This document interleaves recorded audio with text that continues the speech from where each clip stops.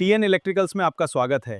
TN electricals की तरफ से आपको एक BLDC एटम्बर कंपनी का BLDC पंखा है जो इंस्टॉलेशन के लिए कस्टमर की रिक्वायरमेंट थी। देख सकते हैं आप, क्योंकि उनका ऑलरेडी जूना सीलिंग फ़ैन लगा हुआ था, उसकी जगह उन्होंने नया परचेज़ किया है।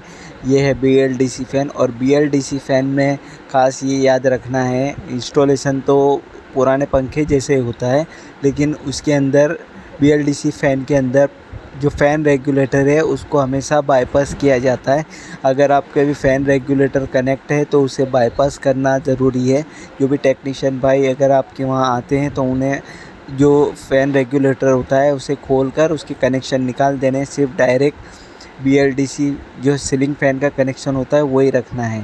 Thank you watching this video. Subscribe करें चैनल को और वीडियो आपको मिल सके।